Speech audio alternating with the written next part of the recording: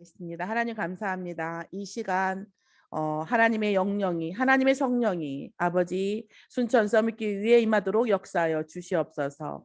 말씀을 전하는 자나 말씀을 듣는 자나 시간과 공간을 초월하여 하나님이 하시는 일들과 하나님이 하시는 말씀과 하나님이 하시는 언약의 말씀이 각인되어지도록 역사하여 주시옵소서.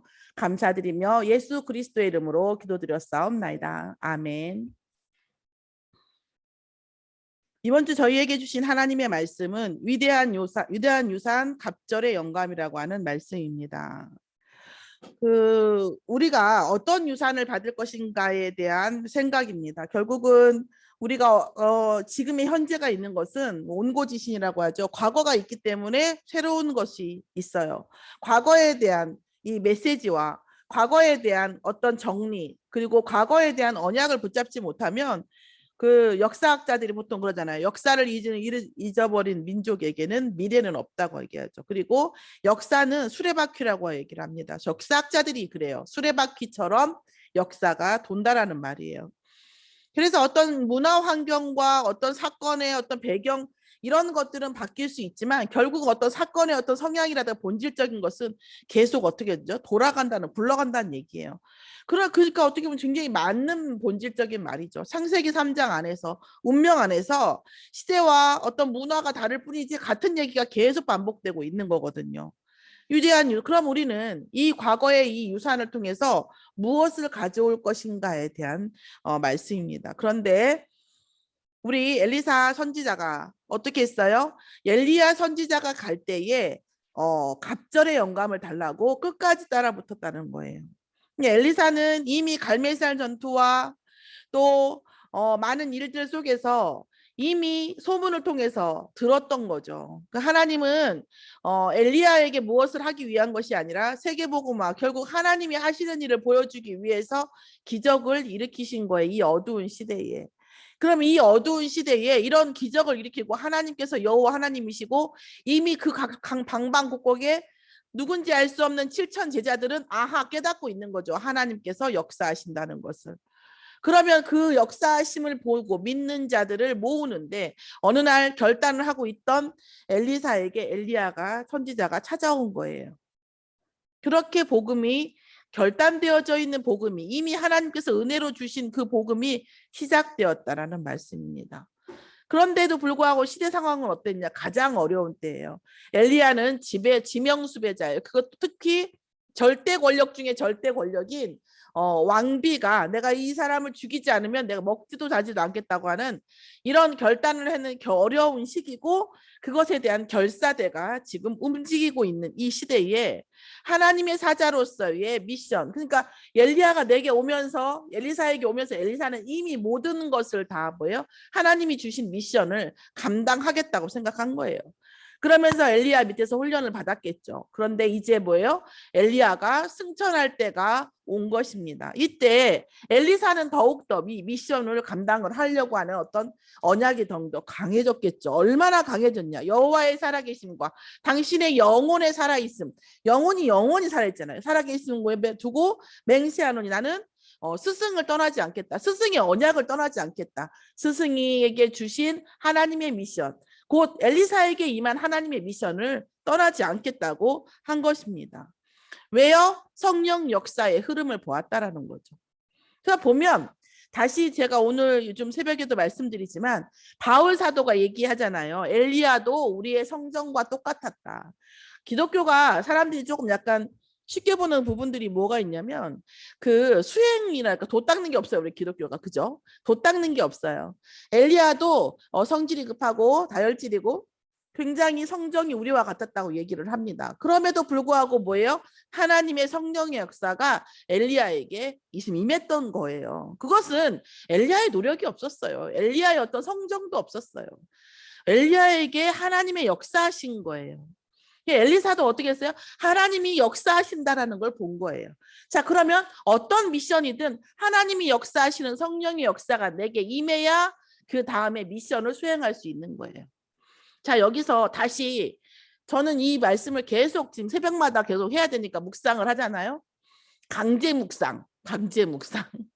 자, 이스라엘 백성이 망해가지고 강제 선교했잖아요.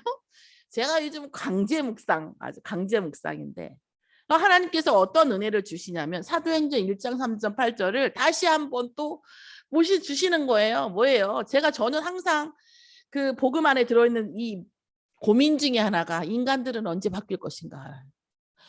어느 대목에서 인간들은 바뀌는가. 다시 말하면 하나님은 어느 대목에서 도대체 인간들을 바꾸시는가. 나는 정말 그게 너무 정말 절실했거든요. 지금도 절실합니다. 그러면서 성령의 역사가 일어나는데 도무지 그렇단 말이에요. 그러면 하나님 언제 이 일이 일어납니까? 이걸 놓고 기도했었는데 이번 그 주 강단 메시지 놓고 계속 묵상하는데 이게 딱 오는 거예요. 그러면서 유목사님에게 제가 가졌던 불만이자 의문점이 하나가 확 풀리는 거예요. 뭐냐면 결론적으로 얘기하면 아무에게나 성령의 역사가 일어나지 않아요. 자, 그럼 어떤 자에게 성령의 역사가 일어나고 아무에게나 산업의 역사가 일어나지 않아요. 성령 충만의 역사가 엘리야와 엘리사에게 일어나는 성령 충만, 엘리사에게 일어나는 성령 충만, 엘리야에게 일어났던 성령 충만은 아무에게나 오다 가다 이렇게 추첨하듯이 로또 대통 된 게 아니에요. 그럼 뭘까요? 하나님의 미션을 받아들인 자예요. 하나님이 내 인생을 어떻게 사용하실까에 대한 내 인생의 미션이 나와 있는 사람들한테 주시는 성령의 역사예요. 자, 그러면 엘리사는 미션을 먼저 가지고 있어요. 가지고 있으니까 어떻게 해요? 이것은 엘리야 그 이상의 하나님의 성령 역사가 없이는 불가능한 일이에요. 그러니까 죽으면 죽으리라 하고 그냥 따라가는 거예요. 같이 가지 뭐 이렇게 하면서 가는. 왜? 어차피 안 따라가서 성령의 역사가 없어서 험한 인생을 사나. 내가 가서 성령의 역사를 받아와야 내 인생에 주신 하나님의 미션과 이 시대에 그 어두운 시대에 이 미션을 감당할 수 있기 때문에 끝까지 가는 거예요. 그러니까 뭐예요? 하나님께서 갑절의 영감을 주실 수밖에 없는 거죠. 그러면 사도행전 1장 8절은 누구에게 일어나는 역사이겠습니까? 40일 동안 간절하게, 그 40일 동안이라는 것은 사실은 우리가 복음 만나고 훈련받는 시간들인 것 같아요. 훈련받는 시간들이 있으셨잖아요. 막 바닥에 땡땡거리면서 머리가 땡땡 깨지도록 그렇게 훈련받는 시간이 있었잖아요. 그 40일 동안 하나님 나라의 일을 말씀하셨거든요. 그럼 내 인생에 하나님 나라의 일을 받아들인 사람이에요. 그 사람에게 성령의 역사가 일어나요. 그러니까 유목사님께서 산업선교다, 뭐 랩넌트다 하면 나는 산업선교 처음 갔을 때 저는 굉장히 배신감을 느꼈거든요. 아, 이제 산업을 받으려면 이렇게 해야 돼요. 왜냐하면 워낙에 제가 느낄 때에는 제 해석을 너무 잘해 주시니까 저는 산업선교 초창기 산업선교 메시지 시작한다고 할 때 굉장히 저는 설레었고 기대 만방이었어요. 근데 있잖아요. 가서 쉽게 얘기하면 어떻게 돈을 버는가 얘기해 주셔야 되는데 어디에 돈을 쓸까를 말씀하시는 거예요. 이런 거 해야 된다고. 아니 지금 미자립 교회 예배가 아니잖아요. 산업선교잖아요. 산업선교 예배에서 미자립을 살려야 되고 교회가 문을 닫는 시대고 5천만 원만 있으면 유럽이고 미국 교회 살 수가 있다는데 어떻게 생각하냐고 그러고 그래서 아니 이게 무슨 산업선교야 그랬어요. 저는 그랬다니까요. 여러분은 어떠셨어요? 그러시면서 어떻게 복음을 붙잡고 언약 붙잡고 기도해야 산업이 잘 된다. 산업을 할 땐 복음적으로 이렇게 해라. 이렇게 말씀을 주실 줄 알았더니 아니에요. 그 얘기를. 저는 그랬었고 그 다음부터는 조금씩 이제 제가 그 속에 흐르는 은혜 안에서 이 목사의 메시지를 듣고 이제 많이 이제 갱신되어져서 어렴풋이 알았는데 제가 이번 주 이 강단 메시지를 계속 묵상하면서 분명하게 아는 거예요. 누구에게 성령의 역사가 일어나겠는가? 이것이 나오는 거예요. 구원받은 하나님 자녀. 사도행전 1장 1절 말씀이 성취된 구원받은 하나님 자녀가 있어요. 그 구원받은 하나님 자녀에게 하나님께서 40일 동안 하나님 나라의 일을 말씀하세요. 반드시 네 인생을 통해서 붙잡아야 할 하나님의 나라의 일을, 내 인생의 미션을 주신다니까요. 그런데 그 미션을 붙잡은 사람에게 1장 8절 성령 충만이 일어나고 땅끝까지 증인될 만큼의 역사가 일어나는 거예요. 그러면 제가 유주가 하나님이 역사하시는 것을 보게 하려면 어떻게 해야 되겠어요? 유주 인생에 붙잡아야 평생에 하나님 나라의 일을 알게 해야 되겠죠. 미션을 붙잡게 해야 되는 거예요. 아, 나는 세계복음화를 위해서, 나는 세상 살리기 위해서, 나는 렘넌트로서 내가 어떤 일을 할 것인가. 이 부서져만 가고 망해만 가는 이 세상 속에서 나는 어떤 존재로 하나님 자녀로서 이 미션을 감당할 것인가. 나는 어떤 사람을 도울 것인가. 어떤 나라를 도울 것인가. 나는 어떤 사람으로 살 것인가. 하나님 앞에서. 이 부분에 대한 미션이 강하게 섰을 때에 이것을 성취하기 위해서 성령 충만이 오는 거예요. 내 자녀가 사랑하면 내 자녀가 이 세상에서 어떤 역할을 해야 되는가. 어떤 사람으로 서야 되는가. 세계복음화 앞에서 어떤 미션을 담당해야 되는가에 대한 미션을 줘야 되는 거예요. 저는 진짜 그런 거죠. 이런 부분들이 있단 말이에요. 우리 랩런트가 심지어 뭐 우리가 아픈 승민이, 지민 누구든지 간에 나는 세상에 나아가서 이런 사람이 돼서 이런 사람을 돕겠다. 이런 사람을 살리겠다는 미션을 가질 때에 하나님 그거의 사이즈에 맞게 성령의 충만함이 임할 수밖에 없는 거예요. 미션을 줘야 되는 거예요. 이제 그러니까. 그래서 나는 이제 미션을 주라는 말이 이제 이해가 되는 거예요. 저는 이 미션을 주라는 말이 너무 사실은 부담스러웠어요. 미션을 받는 입장도 부담스러웠고요. 주는 입장도 부담스러웠어요. 아니 지금 성령 충만해, 아니 지금 복음만 해서 이 광야길을 걸어가고 있고 자기 업을 위해서 많이 애쓰고 있고 나름대로 신앙생활하려고 몸부림치는데 거기에다 미션까지 줘야 되나 이런 마음이 전 들었었어요. 미션까지 주란 말인가. 또 여기다 또 미션을 또 받으라고? 이런 마음도 들었단 말이에요. 그런데 이제 미션이 이해가 되는 거예요. 우리가 우리의 인생을 통해서 하나님 나라의 일을 이룰 것에 대한 우리가 언약을 붙잡는, 뭘 하라는 게 아니라 언약을 붙잡을 때에 하나님이 그 언약의 사이즈만큼 성령으로 역사하실 수밖에 없다라는 거예요. 자, 그러면 오늘 갑절의 영감을 간절하게 원한 엘리사의 심령이 이해가 되는 거죠. 이 어두운 시대에, 아하방의 시대에 변질되지 않는 복음의 언약, 그리스도의 언약을 붙잡고 가야 되는데 이 시스템을 해가야 되고 이세벨의 우상 숭배의 세력들과 싸워서 나가서 이 복음의 언약을 바톤을 전달해야 되는데 어떻게 해야 돼요? 하나님이 하시는 거 말고는 답이 없는 거죠. 하나님이 하시는 거. 갑절의 영감이 말고는 답이 없는 거예요. 그러니까 뭐예요? 끝까지 달아가는 거죠. 그러면서 뭐예요? 복음이 실현되어지는 거 과정으로. 뭐예요? 복음의 실현은 결국 뭐예요? 하나님께서 갑절의 영감, 성령의 역사를 주시는 것만이 복음이 실현되는 거죠. 미션은 엘리사가 받았죠. 물론 그것도 은혜로 받았지만 그 미션을 붙잡은 엘리사에게 하나님의 갑절의 영감이 아니고는 복음 실현될 방법이 없는 거예요. 왜 예배 속에 와야 됩니까? 예배 속에 하나님께서 갑절의 영감을 주시잖아요. 그럼 예배 밖에서는 갑절의 영감 못 주십니까? 주실 수 있죠. 그러나 그게 하나님이 주시는지 귀신이 주는지 옆집에서 모르잖아요.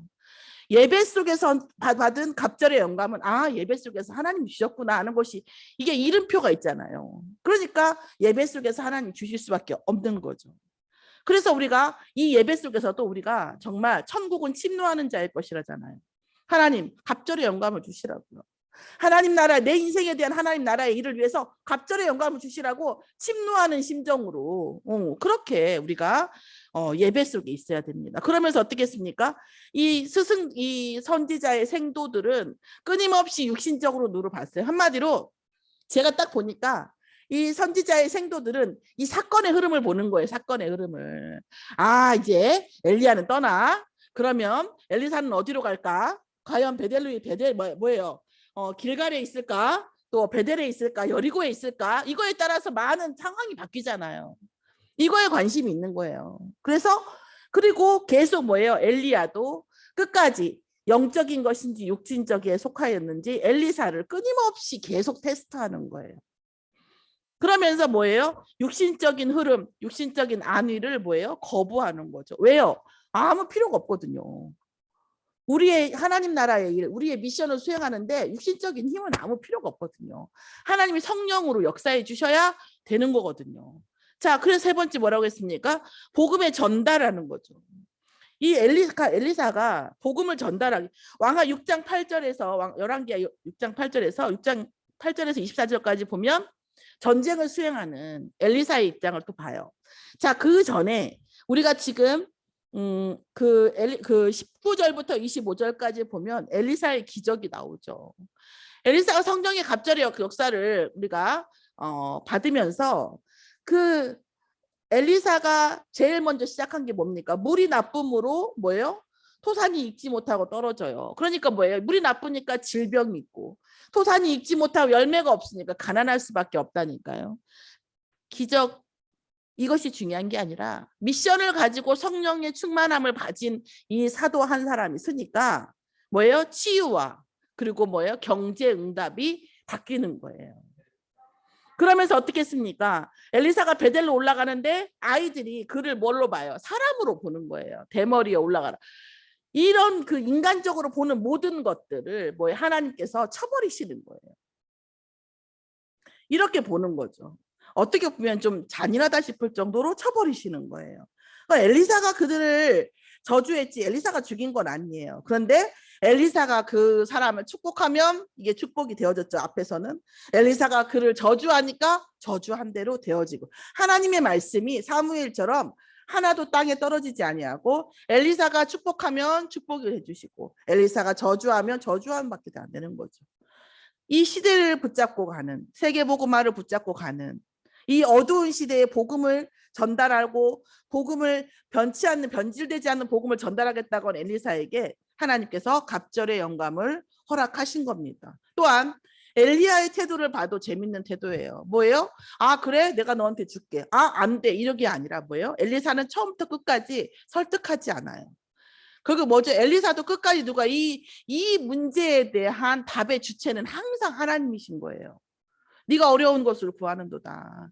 내가 하늘로 올라가는 것을 네가 보면 그 일이 이루어지고 못 보면 이루어지지 않고. 그 뭐예요? 이 능력의 주체는 누구다? 여호와 하나님이신 거죠.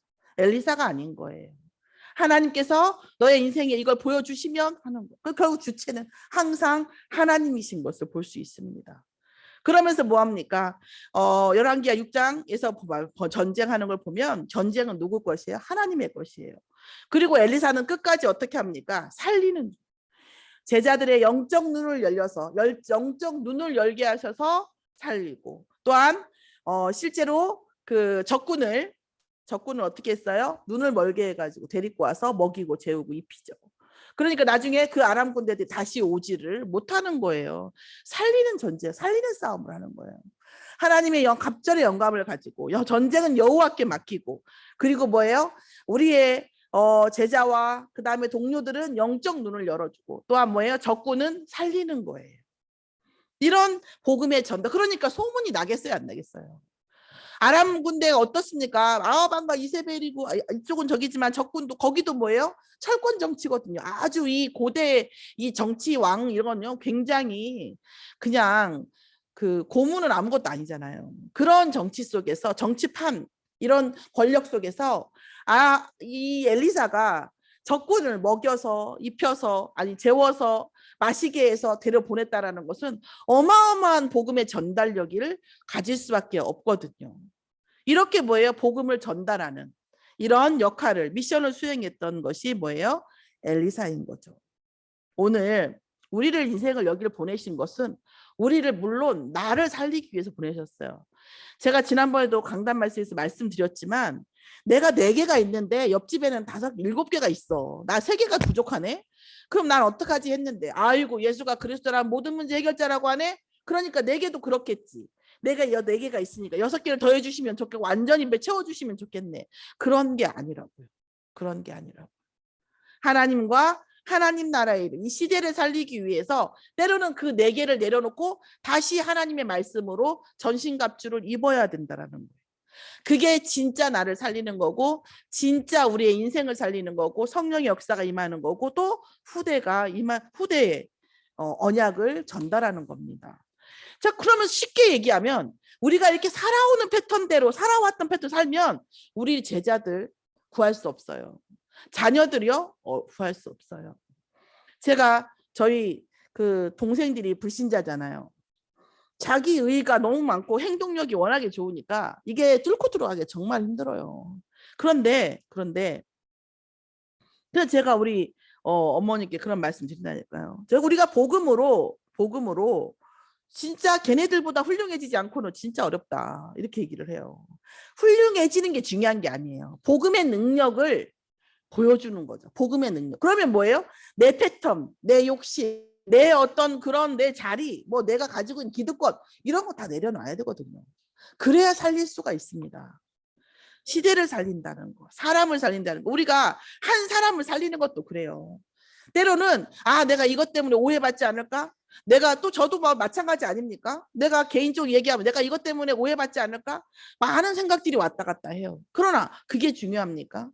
살리는 것이 중요하죠. 이 살리는 것에 대한 대명제 앞에서 이 세 가지 운동이 일어나는 거죠. 갈멜산 운동은 뭡니까? 이단과 복음을 분별하는 거예요. 이단과 복음을 분별하고, 그리고 내 인생을 통해서 하나님 이단과 복음이 분별되게 해주시라고 하면 이 이단에서 일어나지 않는 성령의 역사가 내게 임하는 거예요. 그 거짓 선지자들에게 거짓 선지자들과 구별되는 성령의 역사가 내 인생에 임하는 거죠. 자, 호렙산 운동은 뭡니까? 이제까지 해왔던 것도 주의 은혜지만 또다시 더 깊은 정말 70 제자를 살리기 위해서 영적 각성이 일어나는 거예요. 이제까지 했던 거 모두 내려놓고 신발도 벗고 내려놓고 뭐예요? 하나님 앞에서 다시 영적 각성이 다시 일어나는 거예요. 왜요? 살리는 자로. 70인을 살린다라는 것은요, 거의 중소기업 사장 이상의 마인드, 리더십이 있어줘야 돼요. 한 명 내 맘대로 하는 것도 쉽지 않아요. 그렇죠? 한 명 유주를 제 맘대로 하는 것도 쉽지가 않아요. 어린이집을 데리러 갔더니요, 안 나오겠대요. 혼자밖에 없는데 선생님도 가야 되고 안 나온대요. 안 나온대. 이런 거예요. 오늘 캠프를 갔더니 있거든요. 목사님이 아이가 이제 사모님이 폴란드 분이에요. 근데 아이가 이제 혼혈인데 이제 6살 되니까 얘보다 1살 많은데 말을 안 듣고 막 하니까 이제 드디어 매를 될 땐가요? 막 이런 얘기를 하시더라고요. 이런 얘기들. 이 아이, 내가 낳은 아이도, 작은 아이도 내 맘대로 하기가 어려워요. 그런데 하나님께서 이 목사님 통해서 뭐라고 하냐면 70인 제자를 세우라고 말씀하세요. 그러면 우리에게 날마다 호렙산 앞에서 우리가 70인을 세울 수 있을 만큼의 미션을 붙잡고 하나님 갑절의 영감을 달라고 기도하고, 더욱더 깊은 또다시 영적 각성, 영적 전환적인 각성을 달라고 기도하셔야 돼요. 그러면서 뭐예요? 우리가 가지고 있던 그 4개 내려놓으셔 버려야 돼요. 그래서 하나님께서 갑절의 영감으로 채워주시라고. 그러면 4개를 내려놓으면 하나님께서 어떻게 하신다요? 갑절의 영감을 주신다니까요. 자, 그런 영적 각성이 일어나야 됩니다. 그리고 3번째 뭡니까? 도단선 운동이 일어나야 됩니다. 후대 운동이 일어나야 되는 거죠. 우리 여러분들은 어떤 선대가 되고 싶으세요? 우리는 어떤 그 믿음의 선대가, 어떤 컬러의 믿음의 선대가 되어야 될까요? 또한 우리가 어떤 제자들을 세워야 될까요? 어떤 면에서 어떨 때 보면은요, 간절할 때가 있어요. 정말 언약의 제자로 만약에 유주가 선다면, 혹은 누군가 선다면 내가 못할 일이 있을까 싶은 생각이 들어요. 못할 일이 있을까? 어떤 마음이 들어요? 내가 못할 일이 무엇인가 이런 생각이 들어요. 어떨 때는 힘들고 어려울 때도 있죠. 그런데 내가 이 안에서 정말 언약의 후대를 제대로 세울 수 있다고 한다면 내가 못할 일이 무엇인가 이런 마음이 들어요. 우리가 정말 우리가 핏줄이고 가족이고 이것이 아닐지라도 그래야 된다는 거죠. 제 마음에 대한. 하나님 저에게 주시라는 거죠. 하나님 저에게 이 제자를 향해서도 똑같은 마음을 주시라고. 제가 이 하나님의 제자로, 그리스도의 제자로, 또 세계복음화 언약을 가진 제자로, 성령의 역사를 함께하는 제자로 키워지고 길러지고, 내가 키우는 게 아니라 하나님 앞에 키워지고 길러지는데 내가 못할 일이 무엇인가, 이런 마음이 사실은 저는 들더라고요. 그러면 이 마음에 하나님께서 성령으로 역사해 주시지 않겠습니까?